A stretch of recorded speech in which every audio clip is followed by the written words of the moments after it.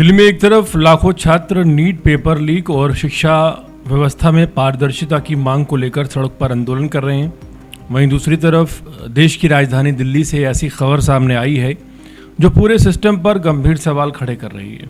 Shahdara police ने 10वीं और 12वीं की फर्जी मार्कशीट और सर्टिफिकेट बनाने वाले एक ऐसे गिरोह का दिल्ली में पर्दाफाश किया है जो महज 5 से 10 हज़ार रुपये लेकर लोगों को नकली सर्टिफिकेट बेच रहा था। सोचिए, जब राजधानी में इतनी आसानी से फर्जी सर्टिफिकेट तैयार होकर बिक रहे हों तो शिक्षा व्यवस्था की विश्वसनीयता किस कदर गिर चुकी है, ये सोचने का विषय है। शाहदरा डिस्ट्रिक्ट के स्पेशल स्टाफ ने इस पूरे रैकेट का भांडाफोड़ करते हुए 3 आरोपियों को गिरफ्तार किया है। गिरफ्तार आरोपियों की पहचान नवनीत त्यागी 53 साल, शबाब आलम 41 साल, फरीद अहमद 49 साल के रूप में हुई है। पुलिस के मुताबिक ये गिरोह लंबे समय से फर्जी 10वीं और 12वीं की मार्कशीट और सर्टिफिकेट तैयार कर लोगों को बेच रहा था। कीमत थी 5 से 10 हज़ार रुपये। डीसीपी शाहदरा राजेंद्र प्रसाद मीना के अनुसार पुलिस को सूचना मिली थी कि शाहदरा का रहने वाला नवनीत त्यागी नकली मार्कशीट और सर्टिफिकेट तैयार कर सप्लाई करता है। सूचना की पुष्टि करने के लिए पुलिस ने खुद एक डमी कस्टमर बनकर इन लोगों से संपर्क किया। पूरी योजना के तहत शाहदरा स्थित विकास मॉल के पास जाल बिछाया गया। जैसे ही नवनीत त्यागी सौदा करने पहुंचा, सर्टिफिकेट देने पहुंचा, पुलिस ने उसे मौके पर पकड़ लिया। इस तलाशी के दौरान उसके पास से 10वीं और 12वीं के कई फर्जी मार्कशीट जो हैं बरामद हुई हैं। इसके बाद शाहदरा थाने में मामला दर्ज कर उससे पूछताछ शुरू कर दी गई है।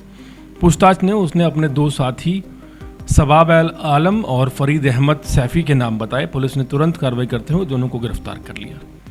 ये जो मामला है, छापेमारी के दौरान आरोपियों के कब्जे से एक लैपटॉप भी इसमें बरामद हुआ है, प्रिंटर भी मिला है, जाली दस्तावेज तैयार करने में इस्तेमाल होने वाला अन्य सामान भी इसमें बरामद हुआ है। पुलिस का कहना है कि इस उपकरण की मदद से नकली जो है प्रमाण पत्र, सर्टिफिकेट जो है तैयार किए जाते थे। पूछताछ में आरोपियों ने जो खुलासा किया है वो और भी ज़्यादा चौंकाने वाला है।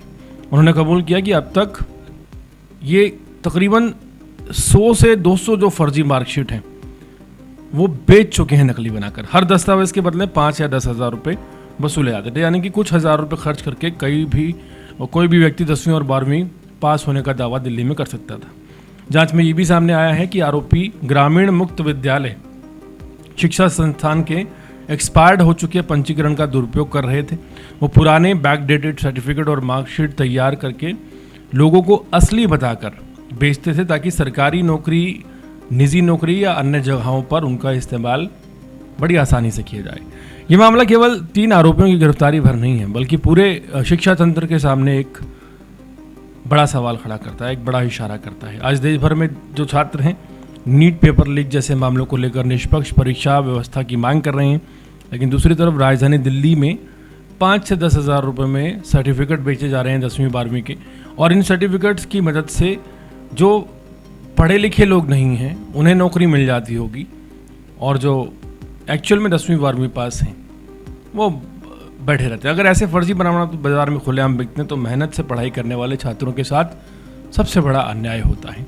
फिलहाल शाहदरा पुलिस ने पूरे नेटवर्क की जांच की है और ये पता लगाने की कोशिश की जा रही है कि इन फर्जी सर्टिफिकेट का इस्तेमाल किन किन लोगों ने किया है, कितने लोग इस गिरोह से जुड़े हैं और क्या इस रैकेट की जड़ें दिल्ली से बाहर भी फैली हुई हैं। आने वाले समय में ऐसे मामलों में और बड़े खुलासे होने की संभावना है। ये सब खुलासे सामने हैं और ये सीधे सीधे प्रश्न खड़ा करते हैं कि किसी की भी जवाबदेही नहीं है। शिक्षा व्यवस्था का कितना बुरा हाल हमारे देश में हो चुका है। डिग्रियां रद्दी के अलावा कुछ नहीं रह गई और सिर्फ पढ़ाई और व्यवस्था के नाम पर मोटी मोटी फीसें, पैसे लेना और खर्च करना, इसके अलावा कुछ भी नहीं। तो यहाँ पर अगर इस्तीफा मांगा जा रहा है आज, और अगर इस्तीफा हो जाता है शिक्षा मंत्री का, तो एक नाज़ीर भी पेश होगी कि अगर शिक्षा मंत्री ही शिक्षा के